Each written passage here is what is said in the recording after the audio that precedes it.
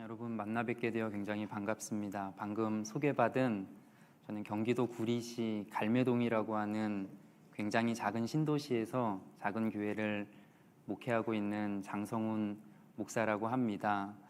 여러분들은 저를 처음 보셨겠지만 저는 사실 저뿐만 아니라 저희 노회 모든 목사님들이 그러실 텐데요. 이 금천교회는 참으로 익숙합니다. 왜냐하면 노회 행사를 이곳에서 많이 하기 때문에 저도 여기 많이 왔었고, 그래서 왠지 모르게 제 안에 괜히 금천교회 하면 친근하고 익숙하고 정감이 있고 내적인 친밀감이 있는 그런 교회인데요. 오늘 노회로 온 게 아니라 이렇게 설교로 이렇게 여러분들 앞에 서서 설교를 하게 되니 하나님께 너무 감사하고, 또 불러주신 목사님께도 감사하고, 오늘 말씀을 서로 나누는 성도님들께도 진심으로 감사를 드립니다.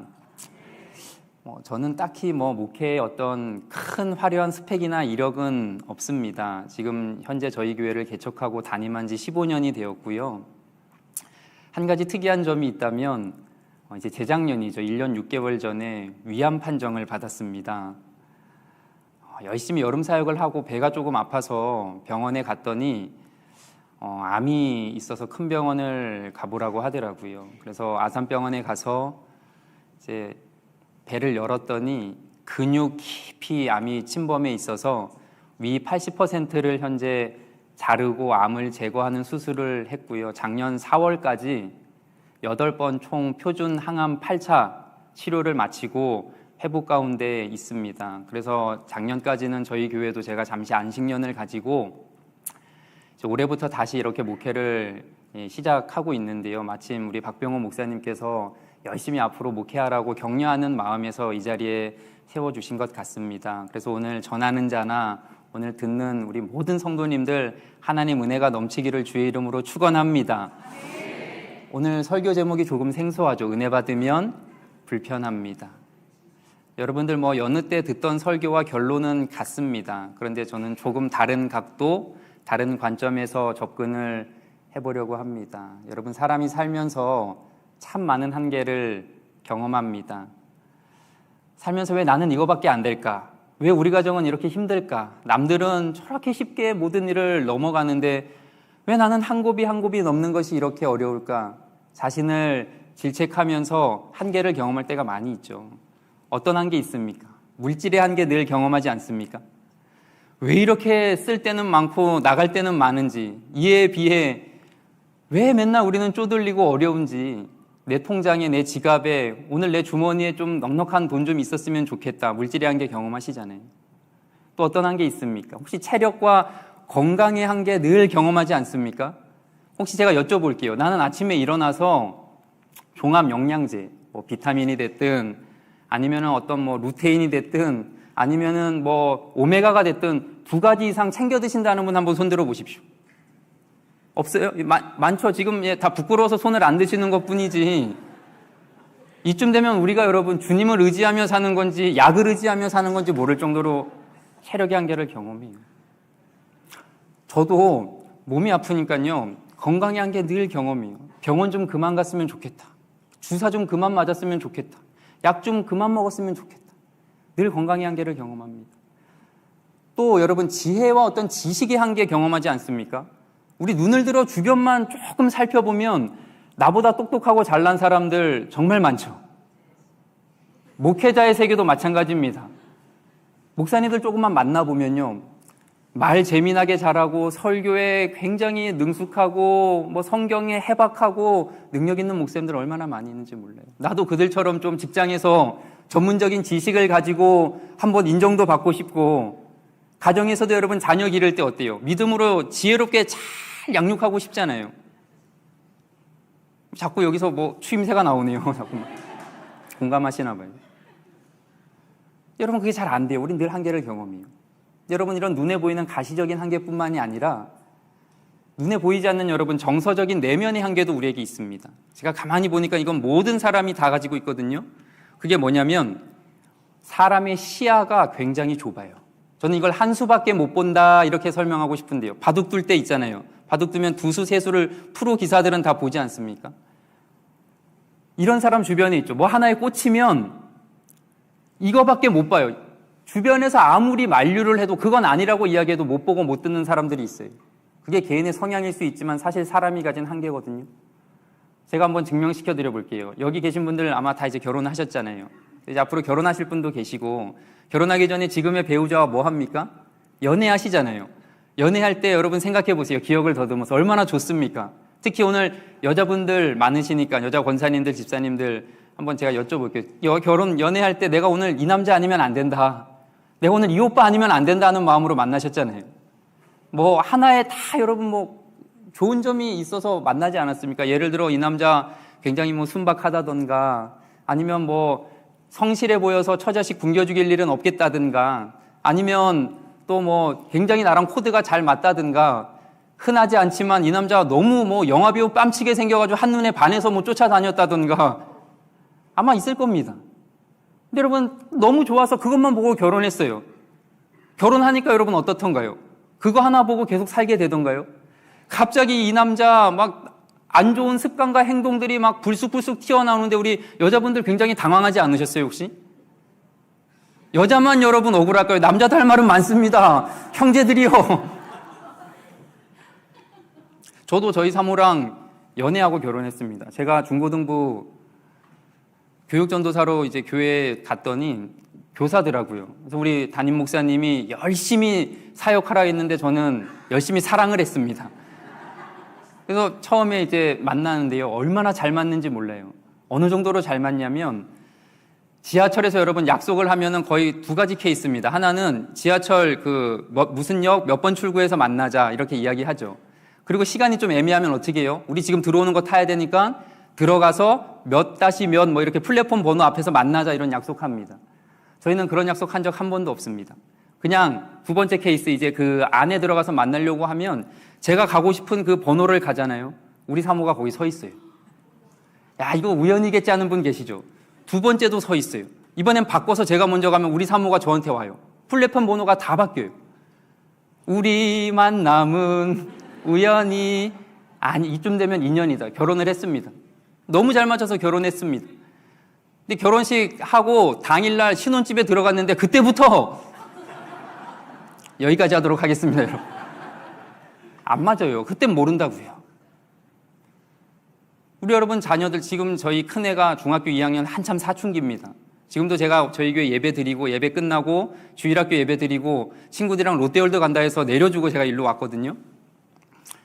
아이들 마음속에, 사춘기 아이들 마음속에 어떤 분노가 있는 줄 알아요? 나는 지금 이렇게 놀고 싶은데 내가 지금 부모님 등살에 못 이기고 선생님 성화에 못 이겨서 이렇게 공부하지만 대학만 가봐라. 난 이제 자유다. 난 자취하고 집에도 안 올 거다. 지금은 몰라요, 여러분. 그때 되면 뭘 깨닫습니까? 아, 그때 부모님 밑에서 따신 밥 먹고 용돈 따박따박 받아가면서 살았던 그날이 천국이었구나. 지금은 절대 몰라요, 여러분. 이처럼 사람은 다 하나밖에 못 보는 한계가 있습니다. 근데 중요한 것이 이런 세상살이만 이런 한계가 있는 게 아니에요. 우리가 신앙생활 할 때도 하나밖에 못 보는 한계가 굉장히 많더라고요. 여러분, 오늘 은혜 받으면 불편합니다. 이 제목이 왜 우리 생소할까요? 우리는 보통 은혜 받으면 다음에 나오는 어떤 워딩을 기대합니까? 목사님들 보통 어떻게 여러분 강조합니까? 여러분 은혜 받으면 변화됩니다. 여러분 은혜 받으면 부흥합니다. 자녀가 은혜 받으면 변화됩니다. 이 은혜의 여러분 순기능에 굉장히 우리는 익숙하단 말이에요. 물론 은혜 받으면 좋죠. 제가 은혜의 순기능을 외면하는 게 아닙니다. 여러분, 우리가 은혜 받고 변화받고 구원받으면 우리의 존재가 변하잖아요. 지옥에서 어디로 갑니까? 천국으로. 사망에서 뭘로 바뀌어요? 생명으로. 저주였던 우리가 뭘로 바뀌는 거예요? 축복으로 바뀌잖아요. 그것뿐입니까? 하나님의 자녀로서 이 땅을 살 때 하나님께서 우리의 삶을 채우시고 베푸시고 인도하시고 도우시고 함께하시고 지키시고, 여러분들이 아멘을 안 하니까 제가 계속 하는 거예요, 지금. 이 은혜를 계속 우리는 여러분 경험한단 말이에요. 그런데 중요한 것, 제가 한번 물어볼게요. 여러분들, 오늘 우리가 예배를 드리고 찬양을 하고 기도를 하고 교제를 나누고 말씀을 들으면서 은혜를 받았어요. 여러분, 이 은혜 받은 것이 내일 여러분 이제 직장으로 월요일부터 나갈 텐데 아침부터 저녁까지 내가 은혜를 받았다고 해서 기쁨 충만, 성령 충만, 말씀 충만, 감사 충만 계속 하던가요? 아니에요. 은혜를 받아도 여전히 힘들고 어려운 삶을 사는 성도님들이 제 주변에 너무 많더라고요. 은혜를 경험해도 이 땅을 너무나 어렵고 불편하게 사는 성도님들이 너무나도 많이 있더라고요. 여러분, 이거 우리가 어떻게 설명할 수 있겠습니까? 오늘 본문도 그런 사람이 등장합니다. 오늘 좀 이걸 좀 나누려고 하는데요. 노아라는 인물이 등장합니다. 근데 본문을 보면 노아가 살던 시대가 어떤 시대였다고 설명하냐면 아까 읽었지만 5절 보면 죄악이 가득한 시대. 그러니까 여러분, 찬양과 말씀과 기도와 예배로 가득해야 될 그 시대가 술과 마약과 도박과 음란으로 하나님을 배교한 죄악으로 가득한 시대. 마치 오늘 시대 같지 않습니까? 너무나 마음이 아픈 거예요. 그런 시대에 하나님께서 세상 지으신 모든 것을 보고 한탄하시며 물로 심판하겠다 계획을 세웁니다. 그때 등장하는 인물이 노아예요. 그런데 참 감사한 게 이런 죄악이 가득한 시대에 노아는 어떤 인물이었다고 오늘 8절에 소개합니까? 그러나 노아는 여호와께 은혜를 입었더라. 여러분, 이 말씀만 보면 이거 얼마나 귀한 일입니까? 모두 다 죄악이 가득해요. 내일의 소망이 없어요. 눈만 뜨고 삶을 살면 다 죄악이에요. 그런데 한 명, 노아는 여호와께 은혜를 입은 거예요. 그럼 여러분, 우리가 보통 신앙의 카테고리 안에서 노아가 어떤 삶을 살았구나, 어떤 축복된 삶을 살았구나 우리가 상상할 수 있잖아요. 조금 저랑 한번 상상을 해보는 겁니다. 자, 노아가 어떤 축복된 삶을 살았을까 한번 상상해보는 거예요. 저랑 같이 노아가 살던 그 시대, 노아가 살던 그 동네 저녁 시간으로 한번 돌아가 보는 겁니다. 다 같이. 이제 노아가 살던 시대 그 동네 저녁이 됐어요. 어떤 풍경일까요? 죄악이 가득한 그 동네에 집집마다 아빠들이 여러분 죄악이 가득한데 뭐 일을 하겠습니까? 낮부터 나가서 술 먹고 술 거나게 취해서 집에 와요. 집에 와서 뭐 곱게 자면 다행인데 안 그러죠. 뭐합니까? 아내 한번 달달 볶았다가 술주정 시작되는 겁니다. 이것도 성에 안 차는지 자녀들 깨워서 다 한 번씩 매타작해요. 이것도 성에 안 찼는지 그릇 던지고 접시 깨지고 냉장고 뒤엎고 참던 아내가 어떻게 합니까? 이 인간, 이 왼수 같은 인간 도저히 못 살겠다. 니 죽고 나 죽자. 이제 막 싸움이 시작되는 거예요. 옆에 있던 아이들은 막 겁에 질려 뭔 죄가 있습니까? 막 울고 막 이제 공포에 떠는 거예요. 이게 다 그 당시 죄악이 가득한 그 동네 풍경인 겁니다. 여러분, 은혜를 받은 노아의 가정은 어떨까요? 저녁 시간에 집에 환한 따뜻한 조명이 쫙 켜집니다. 따라다란 딴 따라다란 온 가족이 식탁에 모였어요. 진수성찬이 차려져 오고 주님께 감사의 기도를 드리고 이런 축복된 가정이 없어요. 이것뿐이 아닙니다. 은혜를 입은 노아의 자녀들은 한 번도 곁길로 새지 않고 좋은 대학 가고 좋은 곳에 취직하고 믿음 좋은 배우자 만나서 믿음의 명문 가정을 이뤄요. 또 노아와 노아의 아내는 어떨까요? 은혜를 입었으니까 하는 일마다 대박이에요. 주식을 한번 하면 잭팟이 터져요. 부동산 투자하면 10배 올라요. 심심해서 로또 샀더니 1등에 당첨돼요. 이게 여러분 보통 우리가 생각할 수 있는 그 당시 죄악이 가득한 시대에 은혜를 입은 노아의 모습 상상할 수 있잖아요. 근데 여러분 반전, 성경을 보면요 8절에 여호와께 은혜를 입은 후에 노아는 어떤 삶을 사느냐? 매일같이 산에 갑니다. 산에 왜 갈까요? 1번 건강을 챙기러 운동하기 위해서, 2번 먹을 것을 구하기 위해서, 3번 배를 만들기 위해서. 여러분 몇 번일까요? 역시 금천교회 성도님들 수준이 있으시네요. 제가 다른 교회 갔더니 4번 나는 자연인이다 찍기 위해서 올라간다고 그러더라고요. 여러분 배를 만들러 산에 가요. 근데 저는 여기서부터 뭔가 핀트가 안 맞아요. 보통 배를 어디서 만듭니까?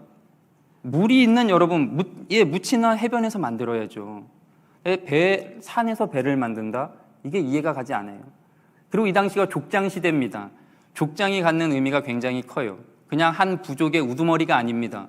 평소에는 부족을 다스려야 되고 통치하고 재판해야 되는 왕이고요. 전쟁이 나면 앞에서 싸워야 되는 장수입니다. 그리고 가문을 유지하기 위해서 우물도 파야지요. 목축업도 해야지요. 농사도 지어야지요. 얼마나 바쁜지 몰라요. 그리고 가정도 있잖아요. 셈, 함, 야벳. 가정의 일도 도와야지요. 아이들도 교육하고 키워야지요. 얼마나 바쁘겠습니까? 그런데 은혜를 입고 나서 이 모든 일상과 생계를 내팽개치고 매일같이 이해되지 않는 배를 만들러 산에 간다? 이게 저는 성경을 보면서 은혜 받은 자의 모습과 전혀 매칭이 안 되는 거예요. 혹시 여쭤볼게요. 여자분들 오늘 내 남편이 이러면 여러분 어떻게 하겠어요? 남편이 교회에 가서 은혜를 받고 헷가닥 해가지고 다음날부터 출근도 안 하고 가정도 돌보지 않고 맨날 산에 가서 나무 뿌리 붙잡고 기도한다. 아마 여러분 가정법원 갈걸요, 그러면? 참 말이 나와서 제가 말씀드리는데요. 요즘에 남자들 참 살기 힘듭니다. 남자들이요, 결혼하면 집에서 밥보다 더 많이 먹는 게 있어요. 그게 뭔지 아십니까? 여자들에게 욕을, 아주 아내들에게 욕을 있는 대로 들어먹어요. 집에 들어가는 순간부터 욕을 먹습니다. 서 있으면 정신없다 욕 먹고. 지금 웃는 여자분들 경험 있고, 눕는 남자분들 들어봤고, 누워있으면 지금 누워있어요. 여보, 지금 누워있을 때야, 지금? 밥 차려줘서 밥 맛있게 먹으면 여러분 이쁘잖아요. 밥 많이 먹는다고, 밥 많이 처먹는다고 욕 먹어요, 여러분. 그러니까 여러분, 요즘 남자들 참 힘들어요. 나가서 돈도 벌어야지요. 집안 살림도 같이 해야지요. 아이들 씻기고 육아 같이 해야지요. 남자들은 여기다 하나 더 합니다. 아내들 기분까지 맞춰줘야 돼요, 요즘에는. 아내 생일 여러분 까먹어 보십시오. 아주 작살 납니다, 아주. 결혼기념일 놓쳐보십시오. 그건 나 이제 집 나가겠다고 여러분 선포하는 거예요.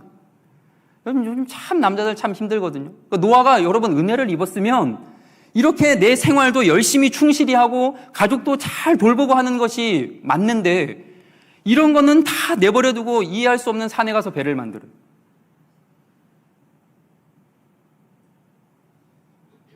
제가 하나만 더 얘기할까요? 요즘 남자들 아까 얘기해서 또 이어서 한번 제가 말씀드릴 건데요. 저는 담임을 2개 하고 있습니다. 하나는 다사랑교회 담임이고, 또 다른 교회가 아니라 저희 집의 육아와 살림을 제가 담임하고 있습니다. 저희 사모가, 저희는 개척교회다 보니까 생계를 위해서 경찰 공무원입니다. 그래서 일을 하러 나가면 이제 집이랑 저희 교회랑 가깝기 때문에 제가 교회도 왔다 갔다 하고 아이들도 보고 살림도 하는데요. 제가 살림하면서 보니까 요즘 남자들 아무리 살림 안 도와줘도 꼭 하는 공통 필수적인 살림이 하나 있더라고요. 그게 뭐냐면 분리수거는 꼭 요즘에 남자들이 하더라고요. 제가 보니까 제가 가끔 분리수거하러 나가면 한 60대 아니면 저희 어머니 세대 70대들은 가끔 여자분들이 나오는 분들이 있습니다. 그런데 30대, 저 같은 40대, 50대는 여러분 100% 남자예요. 근데 재미난 게 뭔 줄 알아요? 분리수거하러 가면 다 남자들이 모였는데 입은 옷이 하나같이 다 똑같아요. 여름에는 반바지에다가 목 다 늘어난 그냥 티에다가 맨발 다 보이는 슬리퍼. 요즘 겨울이 춥잖아요. 어떻게 입는지 알아요? 여러분 수면 바지 아십니까? 그 알록달록한 막 미키마우스 그려져 있는 그 수면 바지에 롱패딩. 거기다 맨발에 여러분 슬리퍼는 변치 않아요. 근데 겨울이라 옵션이 하나 추가됩니다. 각질이 다 보여요, 발에. 이들이 얼마나 막 많이 해봤는지 일사천리하게 막 다 일사불란하게 분리수거하고 바로 집으로 갈까요? 욕을 먹는데 왜 갑니까? 이들은 공터를 갑니다. 공터 가서 뭐 할까요? 내 영혼의 힐링 타임. 담배 한 대 피는 거예요. 제가 봤거든요. 저희 동네도 있습니다. 근데 이제 담배 피는 분들 보면 보통 이제 서서 피잖아요. 근데 분리수거하러 오는 남자들은 서서 절대 안 핍니다. 이게 무슨 어디 교육을 받은 건지 서서 어떻게 피는 줄 아십니까? 쪼그려 피요, 쪼그려 피요. 제가 1층에 아는 형님이 있어요. 그분도 맨날 이제 분리수거 과정에서 만나면은 이제 거기 공터를 가서 제가 가끔 물어보는, 왜 그렇게 안 잡히냐, 다리 아플 텐데. 이게 맛있다는 거예요, 이게 맛있다는 거. 그리고 이분들 한참 앉아있다가 스마트폰 보다가 이제 늦게 일어나서 스트레칭하고 집으로 가는 모습 보면 남자들 얼마나 불쌍한지 몰라요. 여러분, 노아도 여러분 지금 은혜를 받았으면 이렇게 살아도 모자랄 판이에요. 그런데 매일같이 이해할 수 없이 산에 가는 겁니다. 이거 여러분 어떻게 설명할 수 있을까요? 그런데 성경을 보면요, 이런 사람들이 참 많이 나옵니다.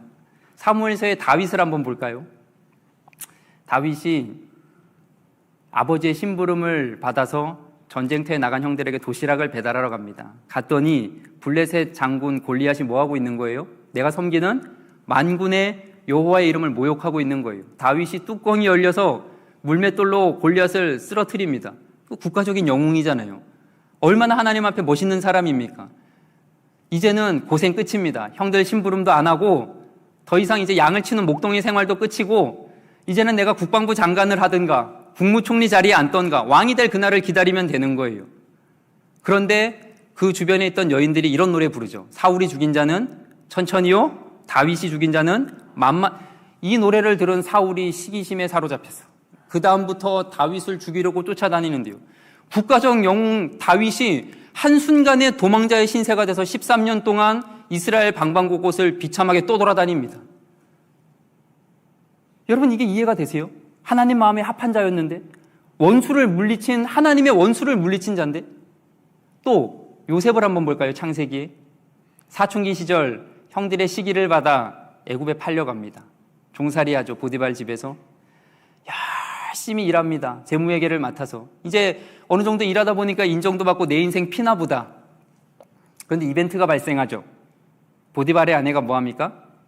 요셉, 아이 컴온, 베이비 유혹해요. 요셉이 어떻게 합니까? 내가 어찌 하나님 앞에 득지합니까? 겉옷을 벗어두고 여러분 도망가요. 이거 여러분 얼마나 사실 하나님 앞에 멋있는 신앙입니까? 우리 같으면 하나님 이제는 요셉을 높여주시고 보디발 저 쓸데없는 저 여자 감옥 가야 되는데 반대가 되죠. 오히려 요셉이 누명을 쓰고 감옥에 갑니다. 그런데 그 창세기 39장 40장을 보면 요셉을 설명하는 워딩이 나오거든요. 그 감옥을 가는 요셉 앞에 어떤 설명이 붙냐면 하나님이 그와 함께 하심으로 그가 형통하였더라. 여러분 이해가 되세요? 억울하게 종살이하는 게 하나님 함께하는 삶입니까? 누명 쓰고 감옥에 가는 게 형통한 삶입니까, 여러분? 성경을 보면 우리의 상식과 맞지 않게 하나님 은혜를 받고 하나님 마음에 합한 자란 인정을 받고 하나님 함께한다는 고백을 받음에도 불구하고 너무나 힘들고 불편하고 어려운 삶을 살아가는 사람들이 너무나도 많이 나오더라고요. 여러분 이거 어떻게 설명할까요? 저는 저희 교회 성도들에게 몇 가지 당부하는 게 있습니다. 강조하고 가르치는 게 있습니다. 첫 번째, 진짜 신앙의 실력이 뭔지 아십니까? 진짜 신앙의 실력 첫 번째는 우리가 아는 걸 삶으로 살아내는 겁니다. 여러분 우리가 많이 알아요. 말은 잘합니다. 그래서 여러분 기독교인들 물에 빠지면 뭐만 뜬다 그러죠? 입만, GD만 그냥 둥둥 뜬다고 얘기하잖아요. 잘 알아요. 말도 잘해요. 그런데 여러분 이 아는 걸 삶으로 살아내는 건 정말 힘들어요. 저희 교회 이름이 다사랑교회입니다. 슬로건이 하나님 사랑, 이웃 사랑을 실천하는 교회예요. 여러분 하나님 사랑 해야 되는 것 모르는 사람 있습니까 여기? 근데 세상 살아보십시오. 세상을 사랑하는 게 쉽습니까? 하나님 사랑하는 게 쉽습니까? 안 돼요. 이웃 사랑 잘 알죠. 원수까지 사랑해야 되는 거 압니다. 근데 내 삶에 조금만 나를 힘들게 하고 괴롭게 하고 상처 주는 사람들 사랑하는 게 쉬워요, 어려워요? 안 돼요. 아는 걸 삶으로 사는 건 정말 힘들어요. 이게 신앙의 첫 번째 실력이고요. 두 번째, 오늘 본문입니다. 여러분 우리가 하나님을 믿고 신앙생활을 열심히 하지만 여전히 우리의 삶이 변하지 않고 불편한 삶을 살아갈 수 있어요. 힘들고 고단한 삶을 살아갈 수 있어요. 이걸 인지하는 것이 첫 번째입니다. 그때 우리의 신앙을 놓고 포기하고 좌절하고 원망하는 것이 아니라 이 불편한 믿음을 붙잡고 하나님을 나의 소망 삼고 오늘도 한 걸음 한 걸음 믿음으로 걸어가는 것. 여러분 이게 말이 쉽지 정말 힘듭니다. 요즘에 신앙생활 재미없어 보십시오. 하나님 앞에 그렇게 기도했는데 응답되어 보지 않아 보십시오. 여전히 믿음 생활하지만 불편해 보십시오. 교회 다 떠납니다. 이 믿음을 지키며 살아가는 것이 쉬운 시대가 아니에요. 저는 오늘 금천교회 모든 직분자 성도님들 이런 믿음의 실력자가 되기를 주의 이름으로 축원합니다. 제가 이런 마음으로 이제 설교를 준비하는데요. 불편한 은혜지만 불편한 믿음이지만 이것을 꼭 안고 살아가는 두 명의 실존 인물이 생각났습니다. 여러분들은 몰라요. 왜냐하면 개인적으로 제가 아는 분들이거든요. 잠시 소개해 드릴게요. 첫 번째 사람은 저랑 같이 신학교에 편입한 동기 목사입니다. 저는 여러분 원래 호텔 조리를 전공했습니다. 치사병 만기 전역했고요. 호텔 조리 전공하고 명동에 있는 아시는지 모르겠는데 세종호텔이라는 곳이 있습니다.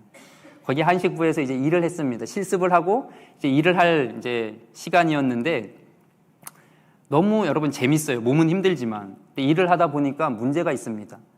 호텔 언제 제일 바쁠까요? 주말이 바쁘죠. 주일날 쉬질 못해요. 그러니까 주일을 지키지를 못하는 거예요. 가끔 주일이 쉬는 날이 오면 교회에 잘 갈 것 같은데 피곤하다 보니까 자느라고 교회를 못 가요.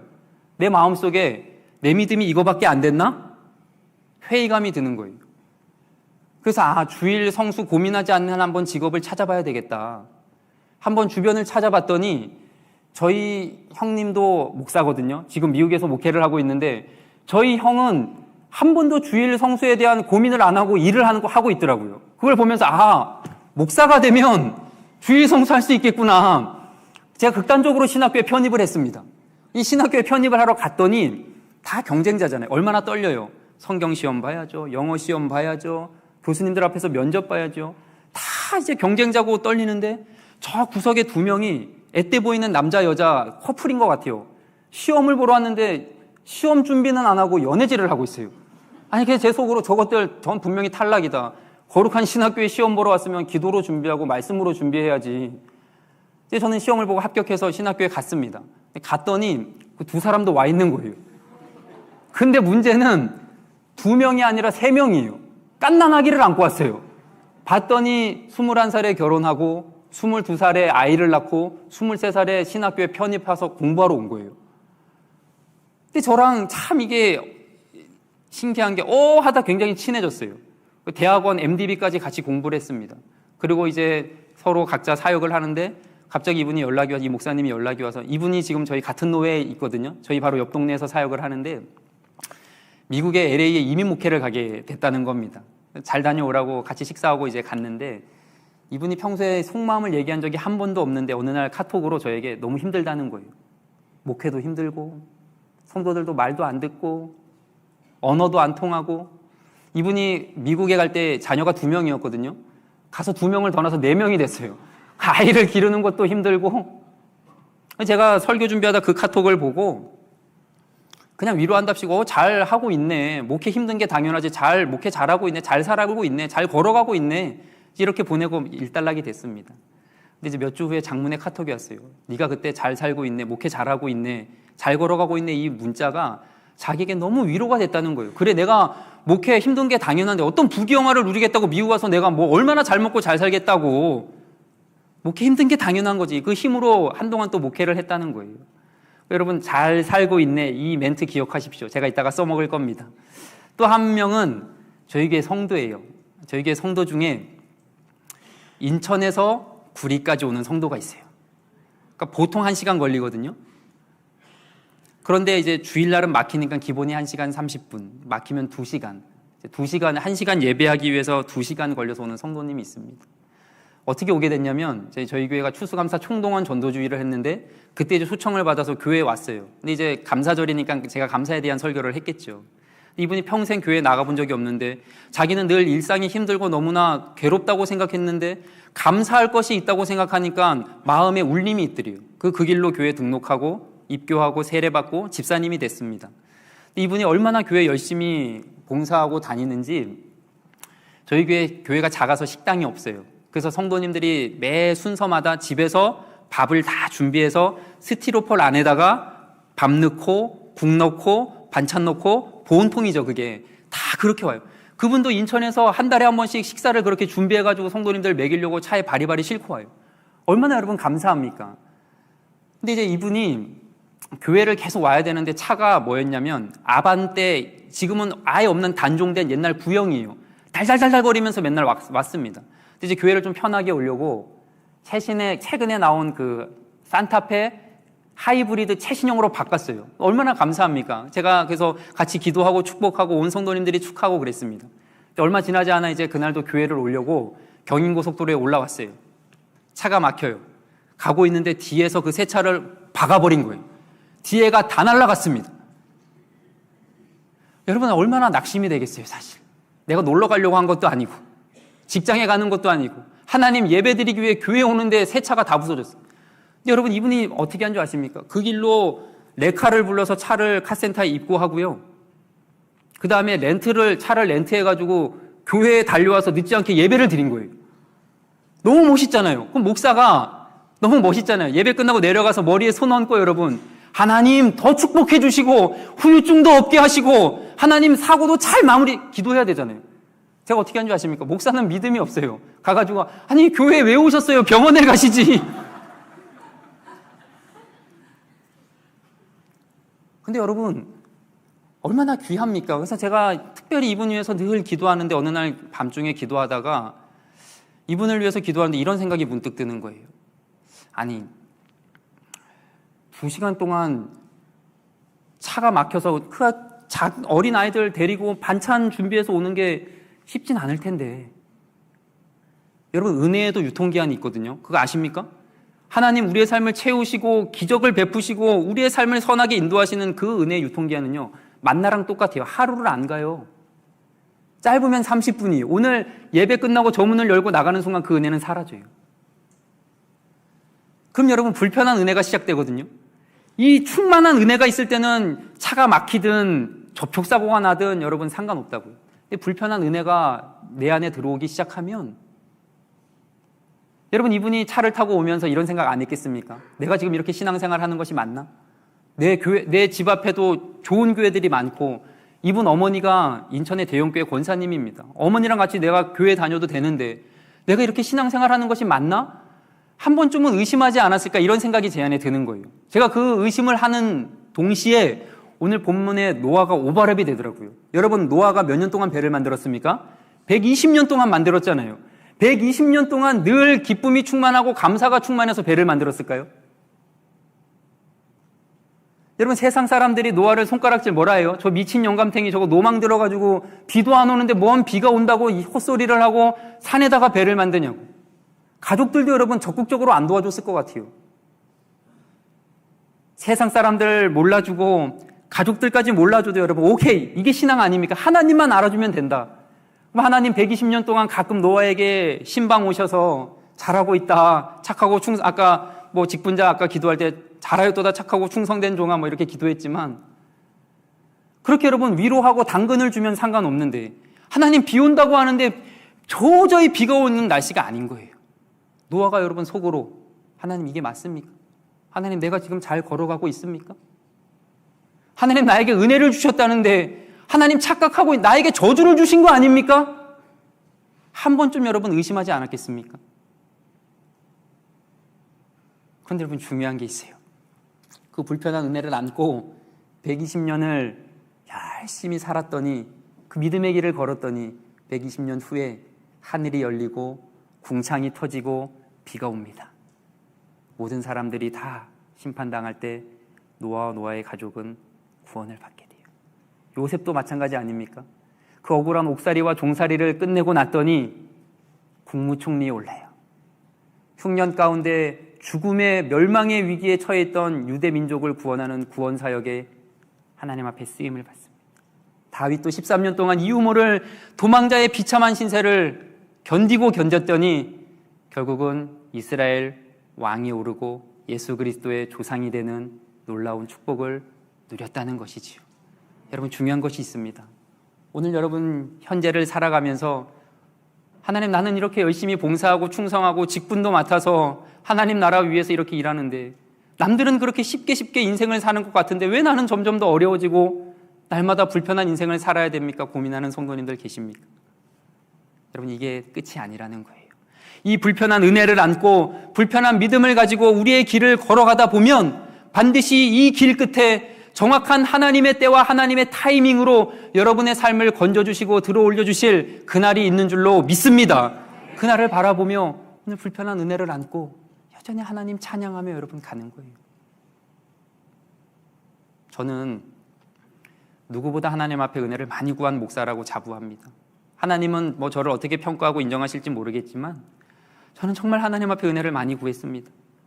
저는 저희 교회 예배 드릴 때 하나님의 은혜로 지금까지 지내온 것 주의 크신 은혜라, 얼마나 은혜를 찬양하는지 몰라요. 예배 때마다 하나님 다른 거 필요 없습니다. 오늘 예배 은혜 주십시오. 성도님들 심령에 은혜 주십시오. 성도님들 가정과 자녀 가운데 은혜 주십시오. 얼마나 은혜를 많이 구한지 몰라요. 근데 여러분, 민수기 말씀, 너희 말이 내 귀에 들린 대로 내가 시행한다고 은혜 구한 저에게 하나님 실제로 정말 많은 은혜를 주셨어요. 여러분, 제 고향이 어딘 줄 아십니까? 생긴 거는 저 서울 부자 동네 같죠? 내라고 하신 분 축복이 있을 겁니다. 저는 여러분 부자 동네 한 번도 가보지 않았어요. 제 고향은 강원도 정선 고한입니다. 혹시 젊은이의 양재 아십니까? 그 탄광촌?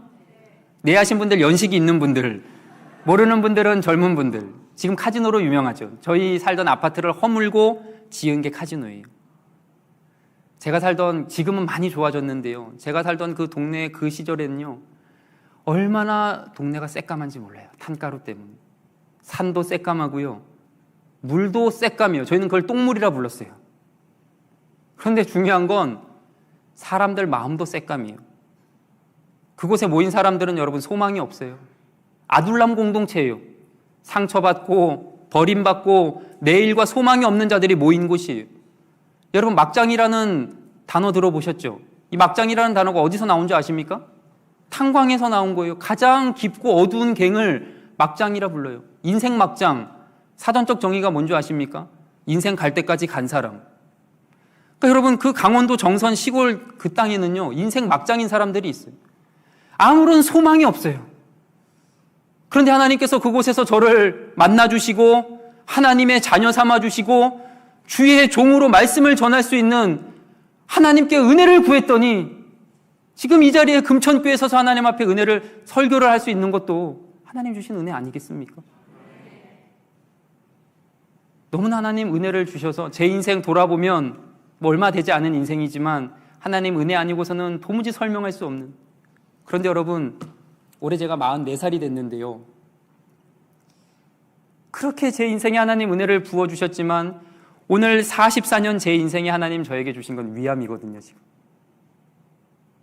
여러분 생각해 보세요. 그렇게 하나님 앞에 개척교회 목사가 은혜를 구하면 이렇게 금천교회처럼 귀한 성전을 하나님 주시던가, 아니면 목회 신바람 나게 할 수 있도록 성도들 좀 많이 좀 보내주시던가, 아니면 목회 매진할 수 있게 건강이라도 주셔야지. 은혜 구한 자에게 하나님 주신 건 위암이거든요. 지금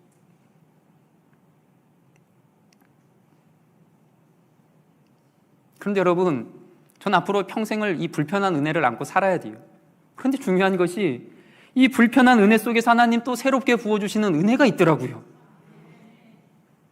건강할 땐 전혀 몰랐던 하나님 부어주시는 은혜와 감사가 있더라고요. 여러분, 오늘 아침에 다들 화장실 가서 볼일 보고 나오셨죠? 혹시 화장실 가서 대변 보시고 이런 이야기 드려서 죄송하지만 하나님 앞에 여러분 감사해 본 적 있습니까? 위가 없으면요, 먹고 나서 어떻게 소화할까? 대변을 보면 여러분 하나님 앞에 감사가 나와요.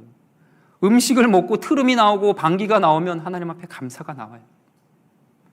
내가 오늘 하루 아무런 이벤트 없이 응급실 가지 않고 하루를 마무리할 수 있는 여기에 여러분 감사가 나오더라고요.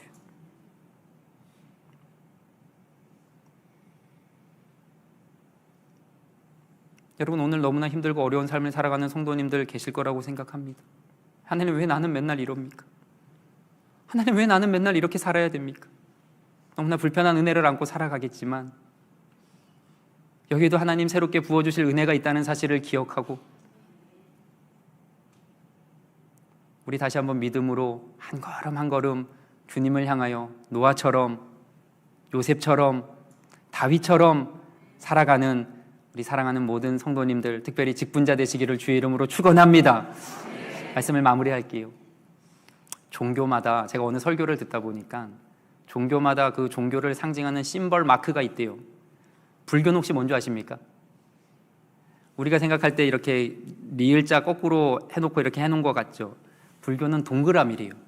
돌고 돌잖아요. 중생하고 뭐 해탈하고 한생하고, 이게 불교래요. 그럼 기독교는 여러분 어떤 마크일 것 같습니까? 예? 어떤 마크요? 혹시 신천지세요? 다들 몰라요, 여러분? 십자가겠죠, 십자가. 사랑의 원자탄 손양원 목사님이 이런 이야기 했습니다. 십자가는 오른쪽으로 자빠져도 불편하고 왼쪽으로 자빠져도 불편합니다. 여러분, 이게 십자가예요. 십자가가 서 있거나 누워 있으면 괜찮지만 양옆으로 여러분 넘어져 보십시오. 이도저도 아닌 게 얼마나 불편합니까? 교회는 원래 불편한 거예요. 복음은 원래 불편한 거예요. 믿음은 여러분 원래 불편한 거예요. 작은 개척교회 목사가 한국교회 운운해서 죄송하지만 왜 한국교회가 병들었을까요? 너무 편한 것만 찾다 보니까 그렇게 된 거 아닐까요? 왜 한국교회 성도들이 여러분 연약해졌을까요? 너무나도 편하고 성공만을 달려가다 보니까 여러분 그렇게 된 거 아닐까요? 오늘 다시 한번 하나님 앞에 우리의 인생을 점검하고 돌아보면서 비록 힘들고 어려운 삶이라 할지라도 하나님 나에게 주신 이 은혜를, 불편한 은혜까지도 내가 하나님 앞에 감사함으로 받고 찬양하며 믿음으로 나아가겠습니다 고백하며 결단하는 우리 사랑하는 모든 성도님들 되시길 주의 이름으로 축복합니다. 혹시 여전히 너무나 힘들고 어려운 성도님들 계십니까? 축하드립니다. 제가 아까 말씀드렸죠. 잘 살아가고 있는 겁니다. 지금부터 진짜 하나님의 축복이 시작될 줄 믿습니다. 지금부터 진짜 하나님의 은혜가 시작될 줄 믿습니다. 우리가 이 은혜 안고 이 믿음 갖고 우리 다시 한번 하나님 나라 향하여 한 걸음 한 걸음 나아가는 우리 사랑하는 모든 성도님들 되시기를 주의 이름으로 축원합니다. 기도하도록 하겠습니다.